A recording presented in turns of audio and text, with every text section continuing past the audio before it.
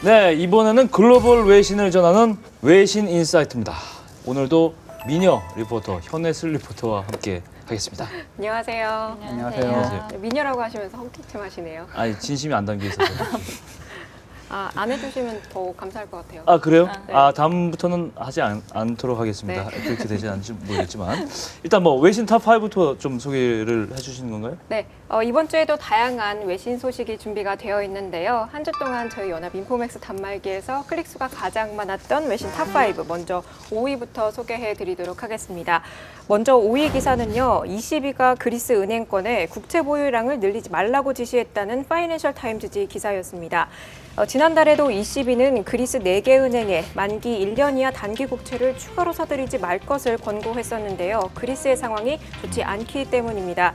지금 그리스 정부는 구제금융 협상 지원으로 자금 압박에 시달리는 데다가 당장 다음 달 9일부터 IMF에 4억 6,700만 유로를 갚아야 하고 내달 중순에는 두 종목의 단기 국채 만기가 도래하는 상황에 놓여 있는데요.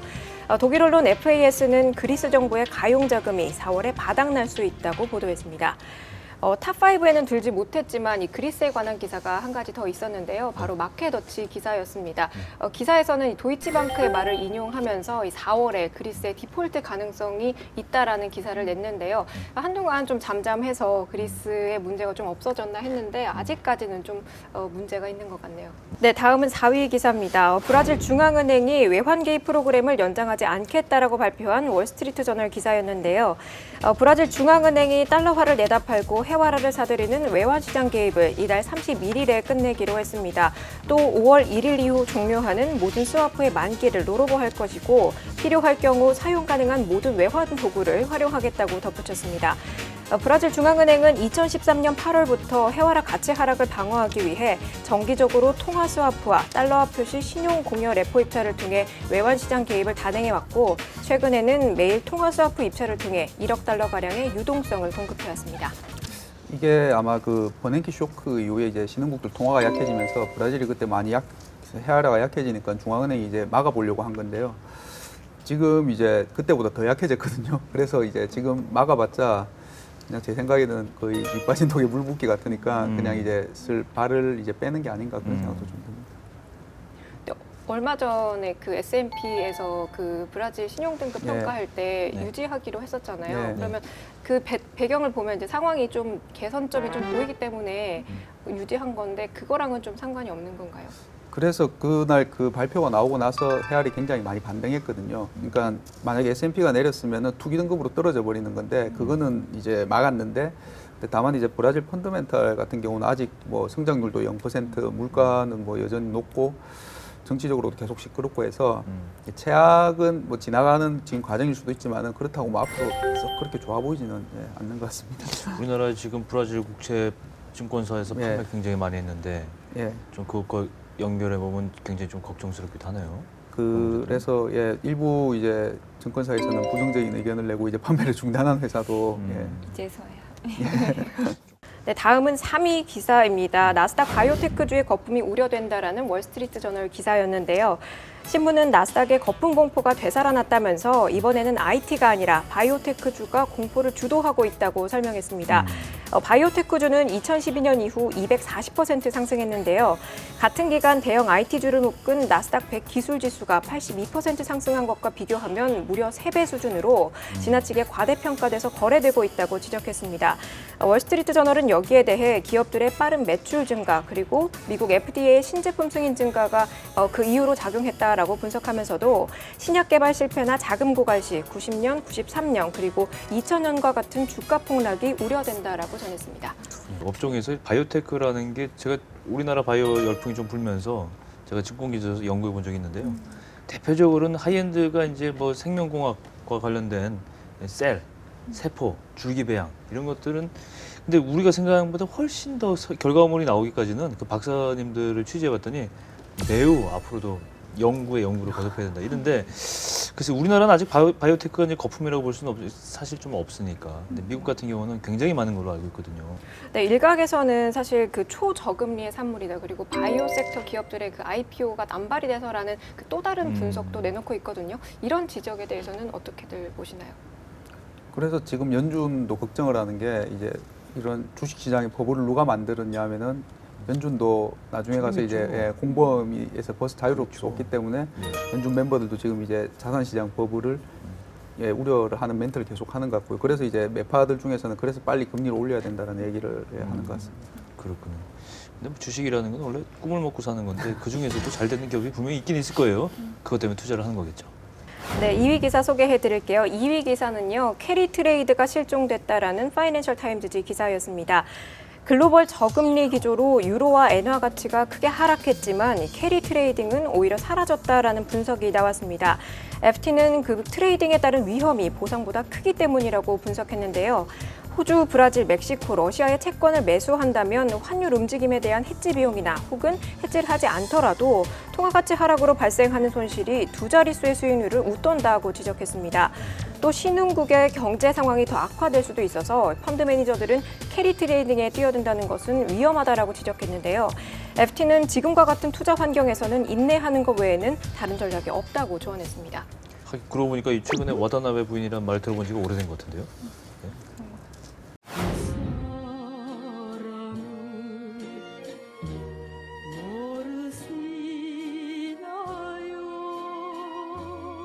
네, 한 주 동안 클릭수가 가장 많았던 대망의 1위 기사는요. 글로벌 펀드 매니저들이 채권 가치가 과대평가됐다라고 얘기했던 파이낸셜 타임즈지 기사였습니다.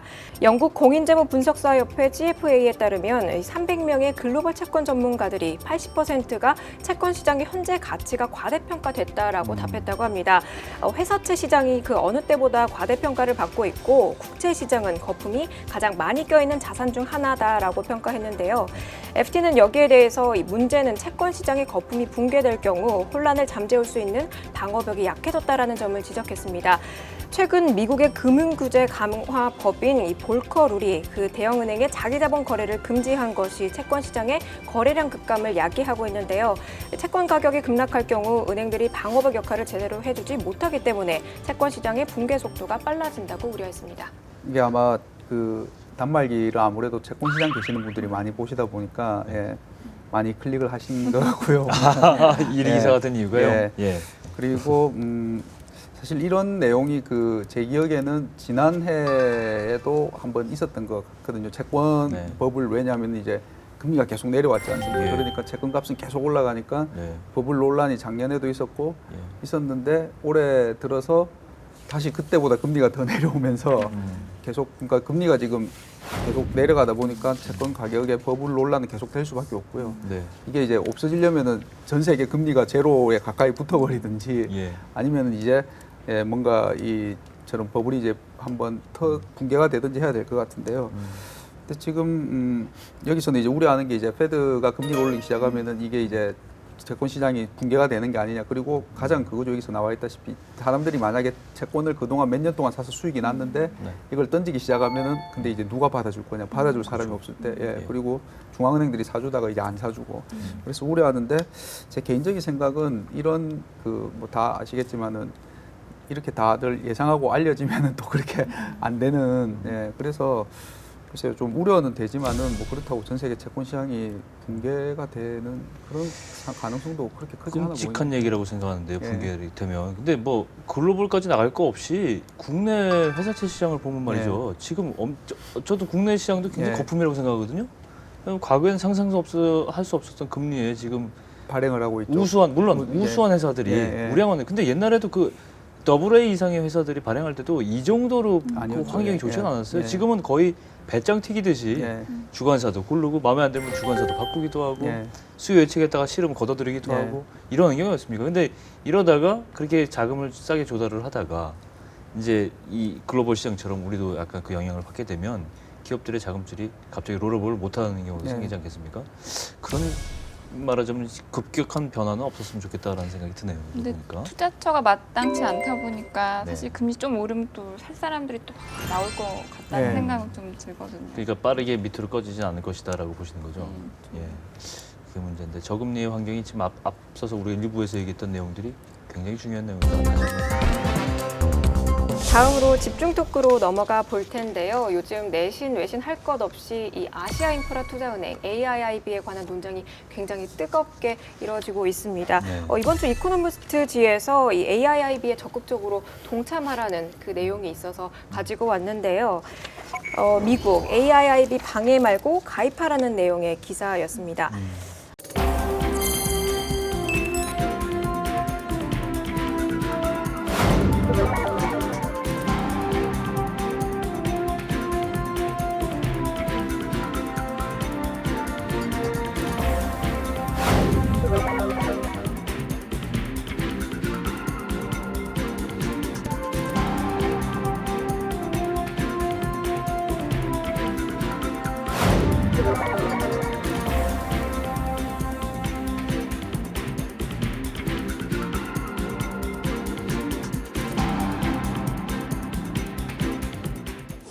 지금 서구권에서 가장 먼저 이 AIIB에 가입을 하겠다라고 밝힌 영국이 이런 기사를 내서 저는 좀 개인적으로 흥미로웠거든요. 사실 여기에 가입해서 미국을 좀 배제하는, 견제하는 그런 논조의 기사가 나올 줄 알았는데 적극적으로 가입을 하라라고 해서 좀 의외였습니다. 어떻게 기사에서 설명했던 것처럼 미국에 가입하라는 그 이유에 대해서는 어떻게들 생각하시나요?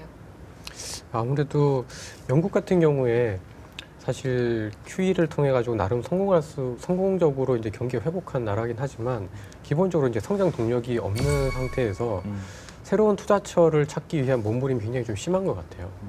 그리고 특히 이제 이제 AIB가 이제 되게 되면 이제 중앙아시아, 그다음에 중동 이제 이쪽 지역들인데 아시겠지만 이쪽 지역들은 기본적으로 이제 미국에 대한 감정이 안 좋은 지역들이잖아요. 그렇죠. 근데 그쪽 지역들에 대해서 이제 중국이 이제 영향력을 행사를 하게 되면 사실은 굉장히 좀 쉽게 그쪽 지역에 대한 헤게모니를 이제 좀 놓칠 수가 있다라는 건데 결국 영국 입장에서는 좀 충분히 좀 그럴만한 것 같아요. 그러니까 세계 경제가 어쨌든 굉장히 안 좋은 상태에서 그쪽 지역들이 지금 거의 미개발된 유일한 지역들이나 마찬가지이기 때문에 그렇죠. 그쪽 지역들이 성장을 하게 되면 결국 유럽이나 미국의 금융이 같이 좋아질 수 있는 거 아니냐라는 논리로서 자기네들의 이제 필요를 좀 채우고자 하는 의도가 좀 다분히 깔린 게 아닌가라고 좀 보여지는데 저는 나름대로 설득력이 있는 것 같아요. 결국 호랑이 잡으려면 호랑이 굴러가야지 계속해서 이제 너네들 이게 마음에 안 들어 저게 마음에 안 들어 이런 식으로 얘기한다고 해서 중국이 안 할 건 아니잖아요. 오히려 가서 어떤 중국의 어떤 그런 문제들 이런 것들에 대해서 이제 그러니까 ADB의 문제도 결국에는 일본이 회장을 예를 들면 너무 계속 그렇죠. 이제 주도를 하면서 네. 약간 외교적으로 문제가 있는 거잖아요. 예. 그런 부분에 있어서 사실 견제할 수 있는 나라가 없다라는 게 가장 근본적인 문제인데 결국 지금 중국 이외의 나라들 중에 견제할 수 있는 나라가 사실 없잖아요. 네. 이게 영국도 그렇게 돈이 많은 건 아니니까. 네. 그런 거 보면은 미국이 들어가서 사실 견제를 해주는 것도 영국이 의도하는 게 아닌가. 이거는 다분히 서구 쪽의 입장에서 얘기를 한 건데 중국 쪽에서 생각을 해보면 사실 서구권의 간섭이나 어떤 영향력을 좀 덜 받기 위해서 그리고 금융시장에서 국제적으로 어느 정도 영향력을 행사하고 싶어서 지금 새로운 기관을 만들고자 하는 건데 네. 미국을 피하고 싶은 건데 미국을 가입시키려고 할지 저는 그것도 좀 궁금해요. 가입을 시켜줄까요? 그러니까 기존에 이제 이런 기구들이 뭐 말씀하신 것처럼 미국이 주도가 돼 있고 아시아에서만 하더라도 이제 ADB 같은 경우는 미국하고 일본이 주도를 하고 있지 않습니까? 네. 그러니까 중국 입장에서는 자기들의 이제 목소리를 아시아에서 내고 싶은데 그래서 이제 미국과 일본을 배제하고 처음에는 이제 하려고 이렇게 좀 했는데 이제 근데 이제 중국도 자기들만 하기에는 이제 세력이 약할 수가 있으니까 일단 유럽을 이제 끌어들이고 근데 미국이 들어온다고 하면 말씀하신 것처럼 이제 그걸 받아줄지 안 받아줄지는 이제 중국의 선택인데 들어온다고 했는데 안 받아주면은 그러면 자기들의 의도를 너무 노골적으로 드러내는 것 같아요. 그럴 수도 있기 때문에 받아주는 대신에 뭐 여기서는 내가 뭐 대장이다 뭐 이런 좀 식으로 하지 않을까 그런 생각이 드네요. 만약에 이렇게 가입을 하게 되면 실제 우리나라 뭐 증시나 채권 시장에 어떤 영향이 있을 거라고 보시나요? 일단은 이 유럽에 앞서 이렇게 말씀하신 것처럼 가입하려고 같이 하려고 하는 이유 중에 하나가 아마 중국하고 유럽이 교역이 제일 많지 않습니까 보면은. 예, 그러니까 실질 경제적으로 서로 이해관계도 있을 수 있고 그렇게 따지면은 우리나라는 수출이 중국이 제일 많지 않습니까? 그러니까 우리가 만약에 가입한다면 안 한다면 아시아의 다른 나라들이 이상하게 생각할 것 같아요. 쟤네는 중국하고 교육도 제일 많은데 왜 안 하지? 하면은 이제 뭐 지금 여기서 논란 얘기가 되고 있는 것 중에 하나가 이제 그 아시안 그 실크로드 이렇게 해가지고 예, 실크로드. 쭉 가는 이제 아시아 여기 한국에서부터 해가지고 이렇게 가는 그건데 거기를 우리가 동참하게 되면은 이제 관련된 그 기업들 주가에도 좋은 영향을 미칠 수 있을 것 같고요. 그래서 미국하고 이제 뭐 예, 말씀하신 것처럼 중국하고의 중간에서 좀 외교적으로 이 줄타기를 잘 해야 되는데 경제적인 득실만 따지면은 가입해야 되지 않나 싶습니다. 근데 저도 이제 정치적으로 좀 해석을 좀 하고 싶은데 이 개발 예상 지역의 어떤 그 자본들은 대부분 차이나머니 아니겠습니까?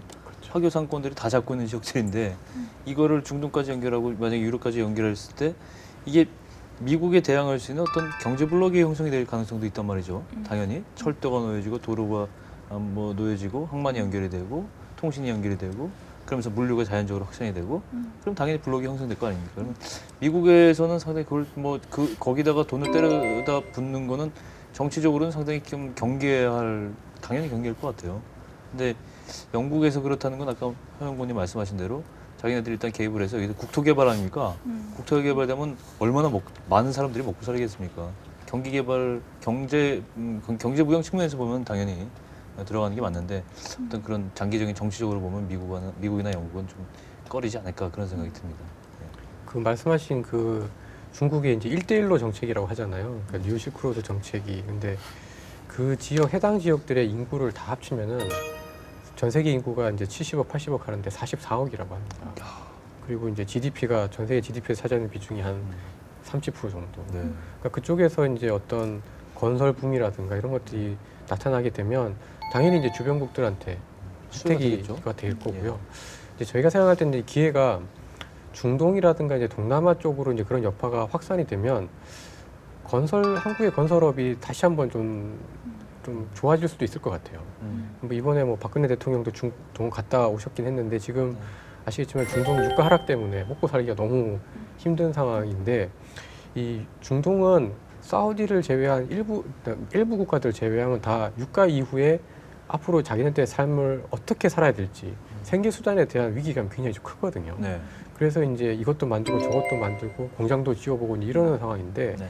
그쪽에 대해서 이런 아시아 인프라 투자 펀드가 이제 뱅크가 만들어져서 펀딩이 되고 성장을 하게 되면 그쪽에서 분명히 저희 한국이 중동에서 이제 한국 어떤 건설업체들에 대한 신뢰가 굉장히 좀 크고 그렇죠. 또 동남아 같은 경우에도 일본 다음으로 저희가 한 2위 정도 되고 네. 그래서 이게 좀 확산이 되면 저희한테 분명히 득이 되는 부분들 좀 클 것 같고요.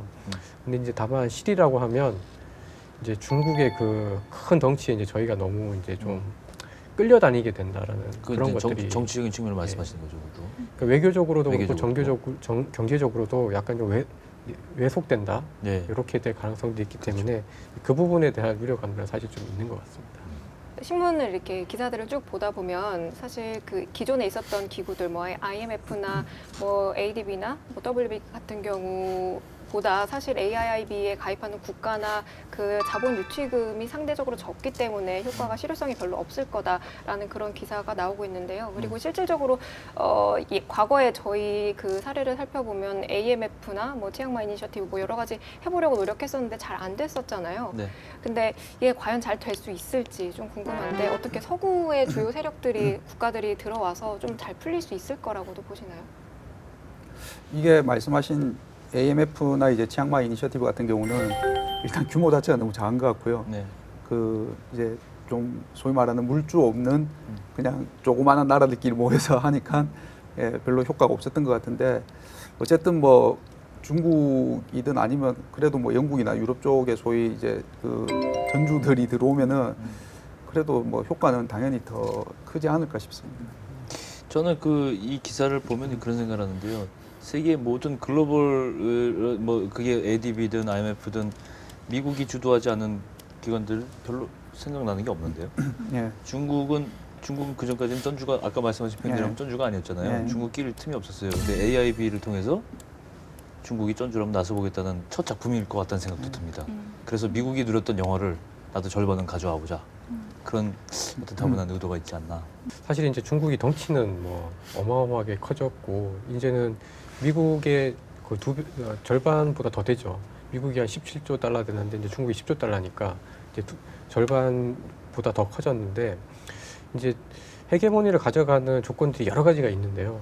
제가 보니까 일본이 역시 이제 군사력인 것 같고, 근데 중국이 요즘 이제 군사비 증가 굉장히 많이 하고 있지만 아직 미국에 비하면 20%밖에 안 되니까 아직 격차가 굉장히 좀 크고, 네.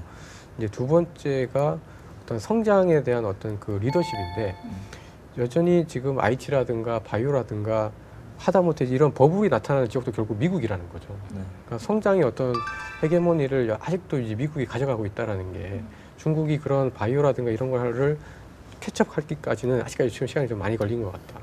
이 두 가지 정도만 보더라도 조금은 긴 미래에 어떻게 될지는 잘 모르겠지만 어쨌든 좀 시간이나 거리는 여전히 좀 남아 있지 않을까 이렇게 저는 좀 생각을 하고 있습니다. 이제 그런 차트들이 있더라고요. 전 세계 GDP에서 중국이 차지하는 비중과 미국이 차지하는 비중을 이렇게 그린 차트가 있는데 미국은 조금씩 줄고 있고 중국은 늘고는 있습니다. 보면은 분명히 예, 그거는 팩트인 것 같은데요.